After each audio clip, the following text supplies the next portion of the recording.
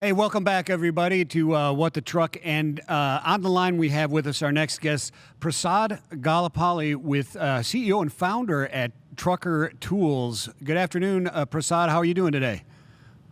Good. Good afternoon, Michael. Looking very sharp, Prasad. It's good seeing you again. He's probably. I think he's riding the Peloton. Is he? Are you on a Peloton right now? Oh, I heard the Peloton comment. I would have done the same thing, Donna. It came disassembled, and you said, "Forget about it. This is not what I ordered." It looks like a lot of work. This is not what I ordered. I did not lose 10 pounds immediately upon opening the box. But Prasad, what we wanted to get into here is really some interesting stuff, and I wanted to talk first about really proactively managing the carrier experience, right? And what does it mean, and why is carrier management strategy so critical for brokerages? When you look at any brokerage today, the core part of their business is their carrier network. Without a carrier network, brokers don't have a business. Right? Typically, they have to have a strong carrier network that they aggregate and help shippers move freight. Now, everybody talks about carrier strategy, but more importantly, when you look at carrier strategy, how big is that carrier network? But more importantly, how reliable is that carrier network? There are over 200,000 carriers out there, but how many of them are you depending on, or the vice versa, how many of those carriers are actually depending on you to find freight? You know, if you think about some of the big companies, the big modern companies, the Amazons, the Teslas, the Apples of the world, they are companies that are about customer experience. Let's talk about carrier experience. Do carriers focus enough on their customer experience? And how do you define the ideal carrier experience? So, this is, again, has two parts, right? When you talk about carrier experience, the first part comes from the technology systems that you want carriers to use. Right? That's the first part. The second one is how you treat a carrier. When you talk to a carrier, what are certain things that you're telling a carrier, right? So the first part, what systems do you want the carrier to use? Say, for example, where do you want them to go to find your loads? Where do you want them to go to give you real-time visibility? Or how do you want them to submit your invoices? If you are going to give them a runaround, and those systems are hard to use, carriers have difficulty, right? That's the carrier experience. A technology should be seamless. The second one is when the carrier works with you as a broker, how do you treat them? Are you treating them as a level foot, or are you treating them like they are your subordinates? Excellent points, Prasad. Earlier today we had Matt Pyatt and Andrew Silver. Yeah. Talking, and when they were talking about their two different companies, they're good friends, but they're even better competitors against each other, right? But one of the things that they talk about that struck out with me was at the beginning it was all about growth. And now one of their very, very important considerations in their growth is, do they have that carrier network to be able to service that customer? And like you said, it's the customer experience. And they've got really two customers, a 3PL does, an intermediary. They've got the carrier to keep happy and the customer. So the visibility is extremely important. So it's not even an option, right? I mean, you're speaking the truth here. So how do carriers really leverage that brokerage, or how do brokers actually leverage that technology to increase that consistency with those carriers and that tracking and provide that good customer service or experience to both ends of their customers? Because they got two on every transaction, right? Sure. So, what you said is absolutely right. There are two customers for a broker, and how they balance that is very important. But more importantly, how they connect these two customers is what truly brokers' business is.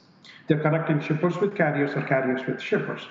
Now, when they do that, it's not just a transactional thing, but the visibility is part of it, because every shipper, you guys spoke about something being delivered on Amazon with Ross earlier. That was a fascinating conversation. When you get something on Amazon or anything online, you want to know exactly when it's delivered. And for it to know that it's only 2 stops away from your house, there has to be a lot of visibility that has to happen all the way up to that point. And so shippers rely on that. Their contingencies, what happens if a particular load doesn't show up? Michael, you mentioned about the load of baseball bats, right? Um, all this is dependent on visibility, true visibility. And when you're a broker, depending on a technology rather than a phone call is a huge difference, because technology can really give you the accurate location of a truck, more importantly, where it is and where it has been and where it will be in the next hour. That is the essence of visibility. And without that, it's really impossible for brokers to, I want to say it, survive in this market, as they go in the next year or two. Hey, Prasad, say I'm a customer of yours, and I've sat on the sidelines. I haven't adopted any tech, and now I'm looking at the market, and there's ELDs, APIs, EDI feeds, app-based, GPS-enabled technology. It's a lot coming at you at once. So what kind of guidance do you give there? Is it one size fits all? A bad mistake can maybe be a big setback. How do you go forward here? So all these are visibility technologies, right? So if people are still dependent on EDIs, that's really archaic, and people need to get out of that. But more importantly, the other ones, ELDs, APIs, and app-based technologies, you have to look at what carrier base you use. Your carrier base, if they're large carriers, they're probably good with APIs and ELD technologies. But if they are medium-sized, small-sized carriers or owner-operators, they typically tend to be more fragmented. And that's where the bulk of our capacity is. And typically that capacity prefers an all-in-one app today. So it's better to adapt to a technology that your carriers require or carriers like, as opposed to push something down their throat. Excellent point. So, the traditional broker. I mean, brokers are slow to adapt to new technology or adopt new technology, and many of them rely on relationship. They're a trusted partner with this particular carrier or these customers, et cetera. Is this wrong-headed? And if they stick to that, what's the downside? Can they survive? Actually, the last part is even a bigger question, right? Every broker, the reason they are so relationship-based and averse to technology is transportation business is, especially brokerage, is a transactional business. They're focused on moving one load. So if you look at a broker, they're only moving one load. It's actually a lot easier to take a pen and a paper and a phone and manage the whole load from pickup to delivery. It's easier that way. But then, if you think about the scalability of it, it is probably the worst way to scale a business. And so it's dependent on, are you focused on just moving one load, or are you focused on moving 1 million loads?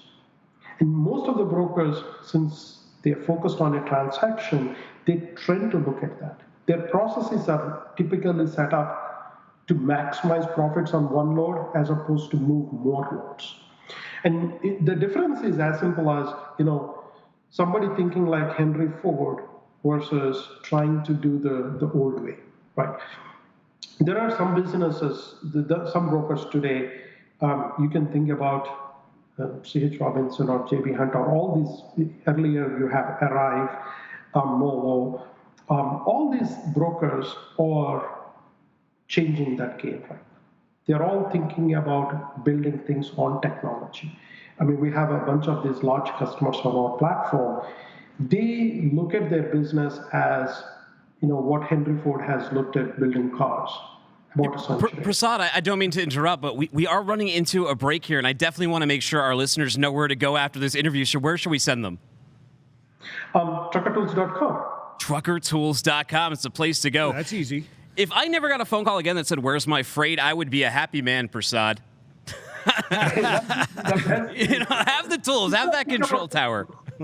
Make it actually work for you. Hey, we really appreciate your time today. Thank you for coming on the show. You had excellent insights. When we come back, we'll be talking to who? Garrett Wolf, Vice President of Product Management at TriumphPay. Right on, bro. Stick with us.